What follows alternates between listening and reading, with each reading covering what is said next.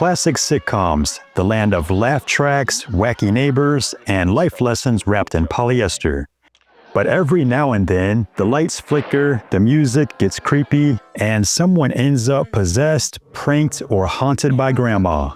So grab your flashlights and your finest leisure wear, because we're diving into the strangest crossover in TV history, when horror invaded classic sitcoms. Don't worry, it's all in good fun. Mostly. Good evening. I am the vampire, Prince of Evil, Duke of Darkness, King of Terror, and other rotten things. Nothing says tropical paradise like a vampire attack.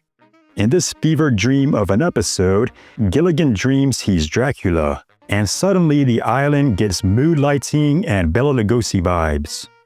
There's a spooky castle, fog rolling in, and Gilligan in a costume that looks like it came from a Halloween clearance bin. Even Skipper gets in on the act, bumbling around like a plus-sized Van Helsing.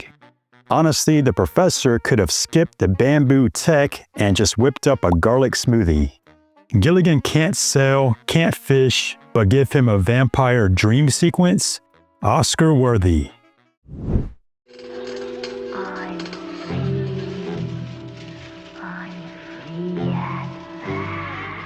The Brady Bunch usually serves up sunshine and suspiciously groovy moral lessons. But in Fright Night, it trades bell-bottoms for bumps in the nights. It all starts when the boys decide to prank the girls with a homemade ghost, complete with bed sheets, spooky lighting, and bad acting. The girls don't just get mad, they get even. Their revenge? A haunted attic ambush, featuring creepy noises, ghostly moans, and just enough drama to make Jan feel seen. Even Alice, the unshakable queen of casserole and sass, gets caught up in the crossfire when she stumbles across a sculpture of Mike's head and thinks it's, well, Mike's head. And in true Brady fashion, it all ends with a group hug and nobody learning anything. Classic sitcom horror, spooky enough to scream, safe enough for syndication.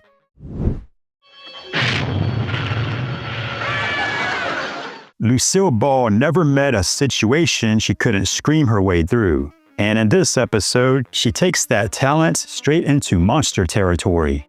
In Lucy and the Monsters, she dozes off and finds herself in a nightmare where her boss is Dracula, her butler is a werewolf, and the maid, a full-on gorilla in an apron. It's basically universal horror on a sitcom budget, with more slapstick and hairspray. Lucy fends off the creatures with pure panic, high-pitched shrieks, and whatever furniture isn't nailed down. It's goofy, it's gothic, and it proves that no matter how scary things get, Lucy will still outscream the monsters, and probably bill them for damages.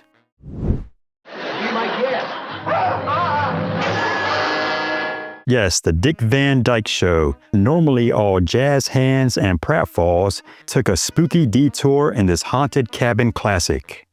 Rob, Laura, Sally, and Buddy head to the mountains for a peaceful writing retreat. Instead, self-rocking chairs, a fold-out couch that tries to eat people, and a log cabin with a ghost named A. Chantz. The name alone sounds like a punchline, but the scares, surprisingly legit. Doors creak open by themselves, shadows move where they shouldn't, and Laura nearly launches herself into the fireplace. The gang tries to keep it together, but even Buddy's jokes start sounding like desperate pleas to the afterlife. It's Scooby-Doo with typewriters, and just enough suspense to make you side-eye your vacation rental. Oh, you're not taking any chances mentioning Molly Turgiss. Green Acres is all about farm life and fish-out-of-water laughs. But this episode takes a haunted turn. In the Ballad of Molly Turgiss, Oliver tries penning a folk song about a legendary ghost, Molly herself. Pronounce her name aloud and something breaks or goes flying across the room. Even Mr. Haney's truck starts acting possessed. Oliver sees Molly's face in a mirror, and everything goes from quaint to poltergeist real quick. It's Hooterville's very own mini-macro horror. Creepy ghost hands, crashing lamps, and townsfolk blaming, well, everything on you-know-who. In the end, Molly gets a makeover, peace is restored, and Oliver's folk song fame sadly crushed by his own haunted lyrics.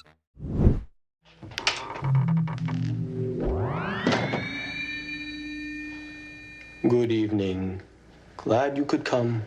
You thought jumping the shark was scary? Try ghost hunting with Richie and the Fonz.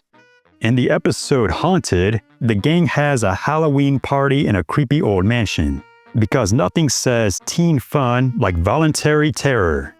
We're talking toy spiders, wolf heads, and ghostly pranks that would make Scooby-Doo call his union rep.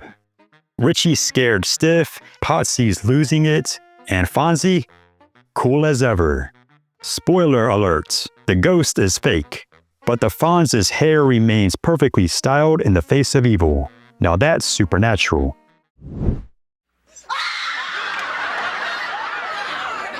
Mama's family isn't exactly known for the supernatural, unless you count Naomi's wardrobe. But in My Mama, Myself, things take a spectral turn when Mama finds her late mother's old brooch, and a ghost comes with it. That's right, Grandma Crowley returns from beyond the grave, and she's not thrilled that Mama's about to pawn off her family heirloom like it's a yard sale trinket.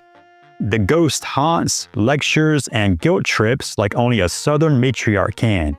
But Mama, she's not having it. She stares down her mother's spirit, rolls her eyes, and sells the brooch anyway for cold hard cash. Who needs an exorcist when Mama can scare off a ghost with sheer attitude? Where's Phil?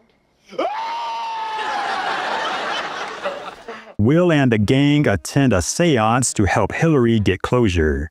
But what they summon isn't peace, it's chaos. The psychic gets insulted, drops a hex on the whole family, and suddenly it's Bel-Air meets the exorcist. Uncle Phil gets bad news at work, Carlton turns into a giant snow cone, Ashley gets attacked by tennis balls, and Jeffrey is about to get deported. It's spooky, it's silly, and it's absolute sitcom gold. And just when the nightmare ends, Will wakes up, and it all starts again. That's right, Fresh Prince goes full Groundhog Day, but with more shoulder pads and passive aggression. If this episode taught us anything, never mock a psychic, especially one with a fog machine and plenty of sass. Shut your pie hole. So next time you're watching a cozy old sitcom and think, hey, this feels safe, just remember, ghosts, ghouls, and gorilla maids are always one dream sequence away. Whether it's haunted attics, cursed brooches, or a psychic with a grudge, these sitcoms prove that horror doesn't need gore, just a good scream and a fog machine. Until next time, keep laughing, and maybe keep a nightlight on.